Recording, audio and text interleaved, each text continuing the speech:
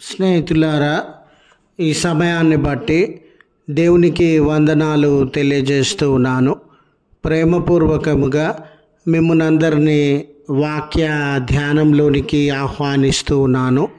తట్టుడి మీకు తీయబడును అనే ఆలోచనను మీతో కూడా పంచుకోవడానికి ఇష్టపడుతూ ఉన్నాను కనుక దేవుని యొక్క వాక్యమును మీరు ముగింపు వరకు ఆలకించాలని, మీ కుటుంబ సభ్యులతోనూ తోటి విశ్వాసులతోనూ ఈ వీడియో షేర్ చేసుకోవాలని, మీ ప్రార్థన మనవులు ఎట్టివైనను కామెంట్స్ రూపంలో కానీ ఫోన్ కాల్ ద్వారా కానీ తెలియజేయండి. నమ్మకంగా మీ కొరకు ప్రార్థిస్తాము. ఈ వీడియో మీ ఆధ్యాత్మిక జీవితములకు ఉపయోగకరంగా ఉంది అని మీకు అనిపిస్తే దయచేసి ఈ ఛానల్ను సబ్స్క్రైబ్ చేసుకునవలసినదిగా మనవి చేస్తూ ఉన్నాను. లేఖనము లూకాసు వార్త 11వ అధ్యాయము 10వ వచన చివరి భాగము. తట్టుడి మీకు తీయబడును.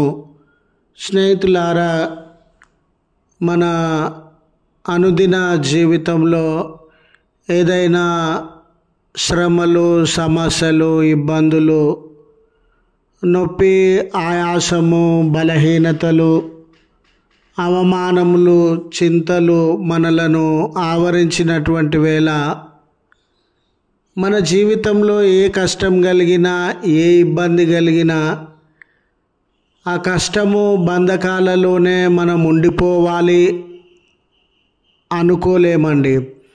ఈ కష్టాలలోనే నేను ఉండాలి, ఈ కొరతలలోనే నేను ఉండాలి, ఈ భయము, చింతలోనే నేను ఉండాలి అని ఏ మనిషి కూడా కోరుకోడు.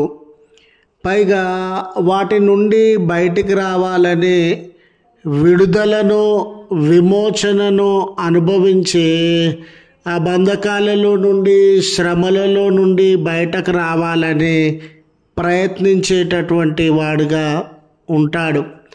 ఆ ప్రయత్నంలో ఎంతోమంది దగ్గరకు వెళ్తాడు, ఎంతోమందిని సహాయం అడిగేటటువంటి వాడుగా, ఎంతోమంది తలుపులను తట్టేటటువంటి వాడుగా, అయ్యో నేను ఈ కొరతలో ఉన్నానండి, ఈ సమస్యలో ఉన్నానండి, ఈ భారంలో ఉన్నానండి, నాకు కొంచెం సహాయం చేయండి అని ఇతరుల యొక్క తలుపులను తట్టేటటువంటి వాడుగా ఉంటాడు.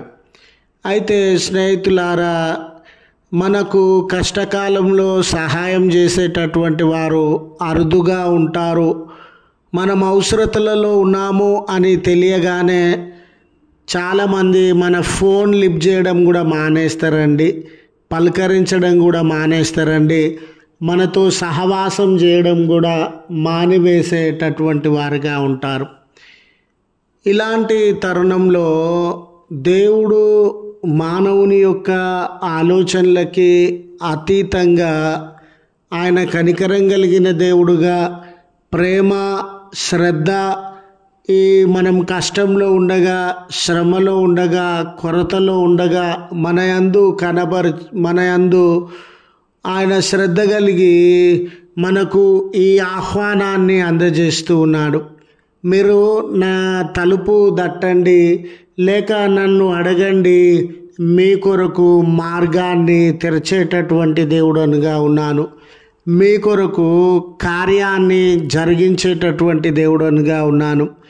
ఈ దేవుని యొక్క స్వరము వినుచు ఉన్న, ఈ వాక్యమును వినుచు ఉన్న మన అందరి జీవితంలో, నీ జీవితంలో, నా జీవితంలో ఎటువంటి బంధకాల మధ్య మనమున్నా, ఎలాంటి నలిగిపోతూ ఉన్న పరిస్థితుల మధ్య, బలహీనతలను పొందుచూ ఉన్న పరిస్థితుల మధ్య మనం ఉండిన దేవుడు మనకి పిలుపును అనుగ్రహిస్తూ ఉన్నారు. మీరు తట్టండి, ఆ తలుపు తెరవబడును, ఆ మార్గము తెరవబడును. కాబట్టి మనుషులను అడిగినాము, అధికారులను అడిగినాము, వైద్యులను అడిగినాము, ఎంతోమంది తలుపులను తట్టినాము. అయినా ఈ సమస్యగానే ఉండిపోయింది, కొరతగానే ఉండిపోయింది, ఈ బంధకంగానే ఉండిపోయింది అని నిరాశ చెందకుండా ఈ పర్యాయము ఒక్కమారు ప్రభువును మీరు ఆశ్రయించి ఆయనను అడిగేటటువంటి వారుగా, ఆయన మీద ఆధారపడేటటువంటి వారుగా ఉండాలనే మనవి మీకు అందజేస్తూ ఉన్నాను.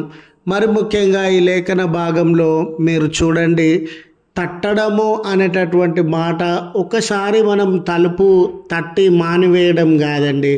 ఒకసారి తలుపు తట్టిన సందర్భంలో వారు డోరు ఓపెన్ చేయకపోతే మరొకసారి తలుపు తడతాం, రెండవ మారు, మూడవ మారు, నాలుగవ మారు ఈ మానకుండా వారు తలుపు తెరిచేంత వరకు కూడా ఆ డోర్ని మనం నాక్ చేస్తూనే ఉంటాం.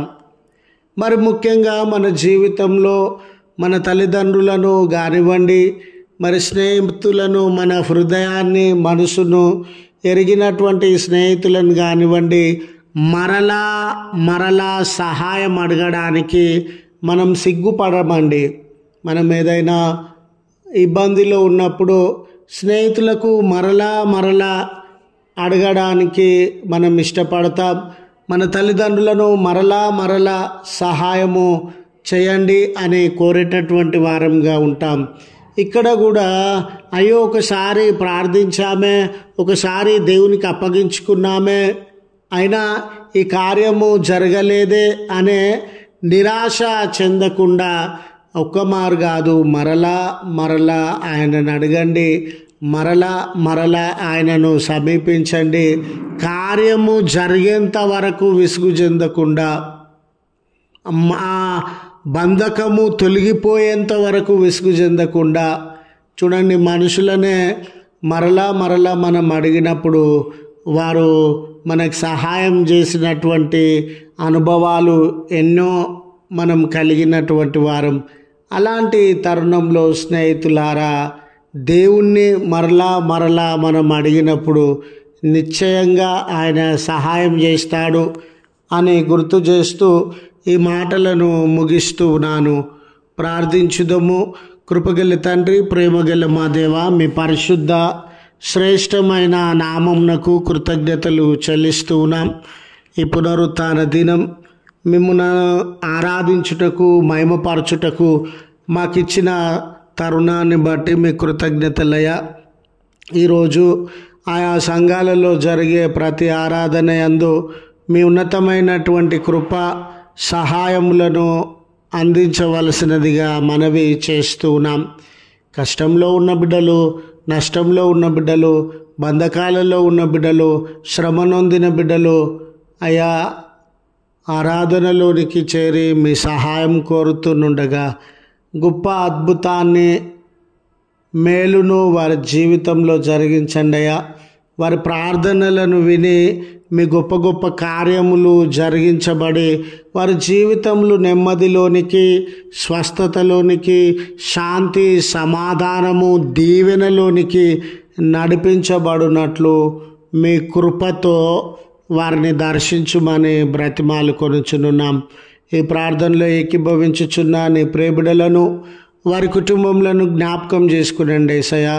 ఎవరు ఏ ఆయాసంలో ఉండినారో, ఎవరు ఏ కన్నీళ్లలో ఉండినారో, ఎవరు శ్రమ దుఃఖములో బాధింపబడతా ఉన్నారో మీ హస్తములను చాచి వారిని బలపరచవలసినదిగా మనవి చేస్తూ ఉన్నాం. ఈరోజు జన్మదినాన్ని, వెడ్డింగ్ యానివర్సరీస్ని జరిగించుకొనుచు ఉన్న నీ ప్రియబిడ్డలకు మీ దక్షిణాస్తమును చాచి విస్తారమైన దీవెనలతో నింపి వారిని ఆశీర్వదించుమని క్రీస్తు పేరట వేడుకొనుచు ఉన్నాము తండ్రి. ఆమెన్. తండ్రి, కుమార, పరిశుద్ధాత్మ త్రియేక దేవుని దీవెన మనకు తోడై ఉండి మనలను కాపాడునుగాక. ఆమెన్.